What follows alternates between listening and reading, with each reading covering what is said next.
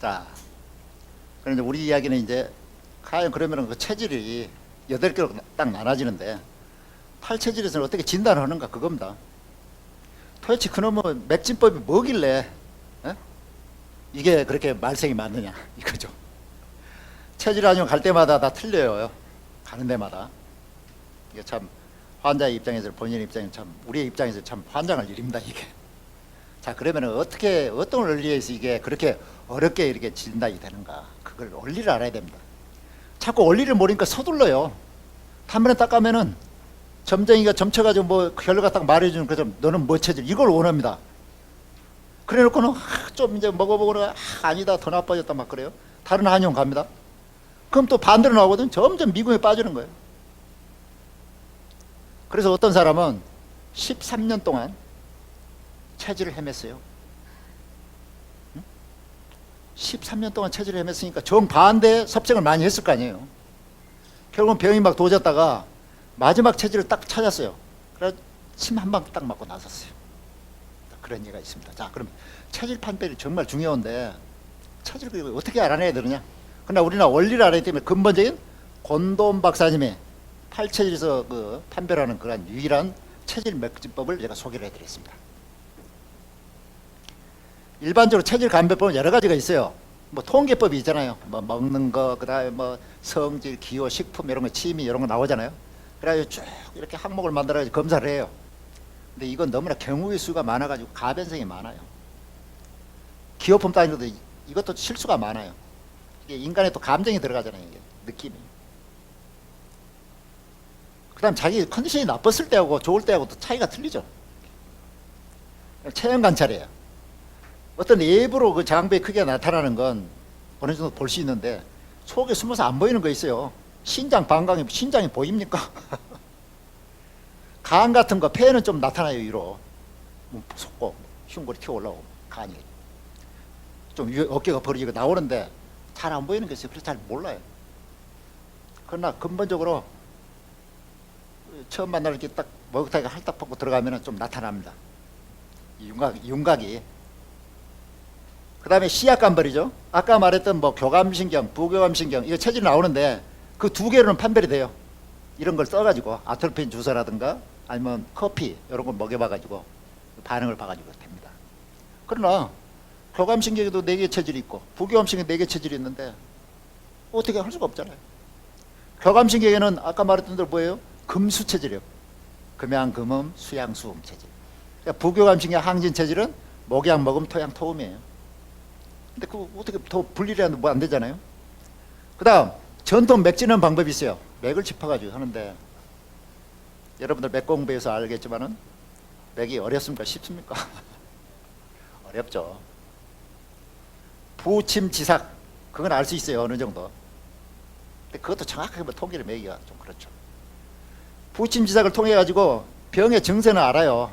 어느 정도 짐작을 하는데 체질은 구분할 수가 없어요. 자, 그래서 권도원 선생님이 그래도 전통적인 맥진을 많이 연구를 했습니다. 그래가지고 쭉 하다가 결국은 체질로 맥진으로 모르겠다. 포기를 했어요. 근데 포기를 하기 전에 이런 일이 있었습니다. 아주 맥진으로 유명한 사람한테 가가지고 대가를 찾아갔어요.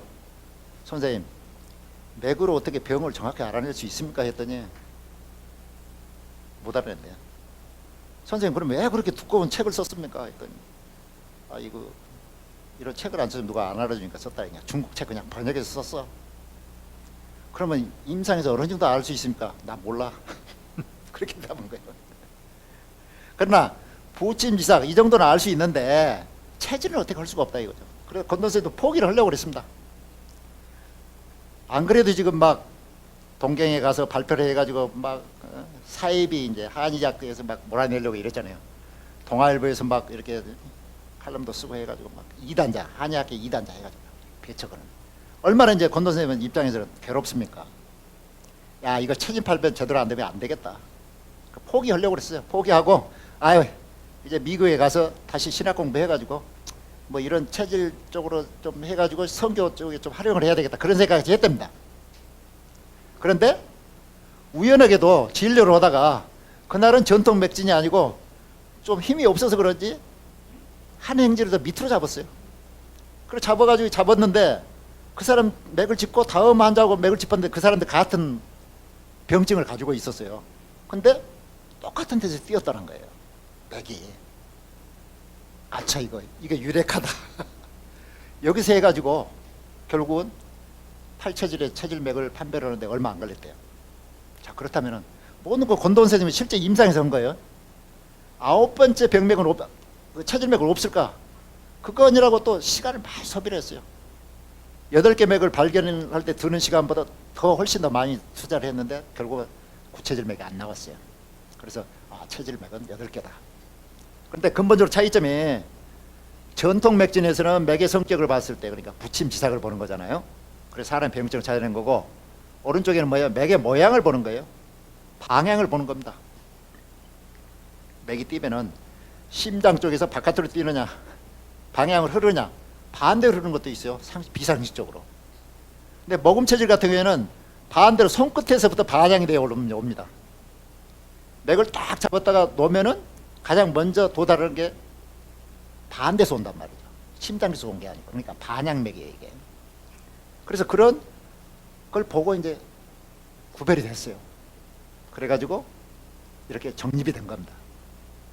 처음에는 이렇게 뭐 강약만 표시했다가 이렇게 맥의 흐름 세기로 해가지고 이렇게 판별이 됐어요. 그런데 이 맥상들을 보니까 이거 참 1지, 2지, 3지 이렇게 잡고 왼손 잡고 오른손 잡고 해가지고 이게 고정맥이 있단 말이에요. 고정맥. 이건 고정맥이에요. 샘물이 솟듯이 밑에서 위로 싹 솟아오르는 게 고정맥이에요. 근데 유동맥은 시작점이 있고 끝점이 있어요.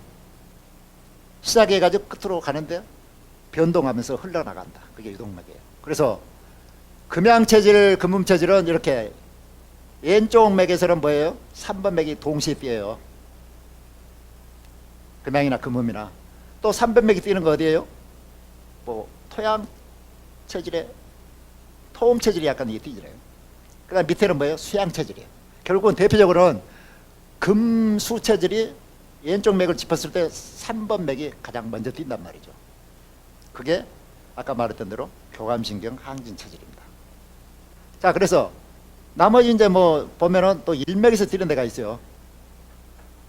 근데 1맥에서 뛰는 건 토양 체질이에요. 그 다음에 2맥에서 뛰는 건 목양 체질이에요. 목양 체질, 모금 체질.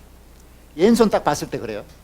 그래서 왼손을 먼저 보고 오른손으로 와가지고 체질맥을 판별했을 때 이런 차이가 있으면은 세부적으로 이제 금양이냐 금음이냐 토양이냐 토음이냐 수양이냐 수음이냐 이런 맥상을 보고 이제 비교를 합니다. 근데 딱 한 번 봐가지고 이게 되겠습니까? 근데 권도원 선생님의 그 이론에 의하면은 체질맥은 절대 병하지 않는다. 병이 들어도 그 체질맥 그대로 뛰는데 다만 세기가 좀 약하고 강할 뿐이다. 그래서 팔체질 의사들은 침을 놓기 전에 물론 체질맥을 감별하는 데 체질맥을 보죠. 그러나 침을 놓기 전에 먼저 체질맥을 먼저 짚어봅니다. 그리고 침을 놓고 나서 체질맥을 또 짚어봐요. 그래가지고 이 체질침이 제대로 효능을 발휘하고 있는 걸 체크를 합니다. 그래 한 번, 두 번 임상의 기록을 체크를 해가지고 그러니까 체질맥을 가지고 체질을 판별할 수도 있어요. 그죠? 왜냐? 역으로 자기의 모든 안 좋은 부분들이 개선이 된다면은 팔체일침을 놔가지고 개선이 된다면은 바로 그 체질이 맞는 거죠. 자, 그래서 팔체질에서는 이러한 고유한 맥진법이 있습니다. 근데 이건 전통학에는 없어요. 그래 권도원 스님이 수없이 공격을 당합니다. 야, 그게 어떤 원리에서 나오느냐? 그 이치를 밝혀라. 그런 거예요. 그냥 발견을 했을 뿐이다. 내가 만들어낸 게 아니고 이렇게 짚어보고 그러니까 병증을 보니까 이렇게 8개밖에 안 나눠지더라. 이렇게 답변을 할 수밖에 없습니다. 그리고 이건 주관적으로 어떻게 대자리에 맥진이란 거. 그래서 이걸 어떻게 객관화시킬 수 있을까? 그게 지금 문제잖아요. 그래서 권도원 선생님 자체가 체질맥이라는 건 20만 명 내지 30만 명의 임상 경험이 있어야지 알까 말까하다. 정말 어렵다고 그렇게 말씀했습니다. 팔체질을 권도원 선생님이 창시를 했지만은 바로 이 문제 때문에 나타나지 않는 겁니다. 어떻든가 이 맥진 감별의 문제를 해결하고자 해요. 그러나 우리는 일단 어떻든 간에 꼭 정말 전문가가 이걸 맥진을 해가지고 할 수 있겠죠. 그것도 여러 번 해서 할 수 있을 겁니다. 그러나 여러 가지 또 다른 방법이 있을 거 아니에요. 우리는 최대한 지금까지 밝힌 걸 토대로 해가지고 체질 판별을 해서 가령 그러니까 반대로 음식을 먹어가지고 자기 체질을 찾아낼 수도 있어요. 다만 시간이 필요하죠. 아까 오전에 제가 설명드렸다시피 미국에서 그 고질병 20년 된 그 여러 가지 병들을 음식을 정반대로 바꿔주니까 인류에 나섰잖아요. 물론 명현 반응이 있었습니다. 한 2달은 정신을 못 차렸대요. 야, 이러다 내가 죽을 수도 있겠구나. 그런데 3달째 되는 때 갑자기 어느 날 아침에 머리도 맑아지고 모든 게 다 해결됐대. 당뇨 수치도 뭐 개선이 되고. 그래서 감독원의 편지가 오지 않습니까? 바로 여러분들 이 팔체질의학을 익혀가지고 우리 건강하려는데 활용을 하면 되겠습니다. 자, 감사합니다.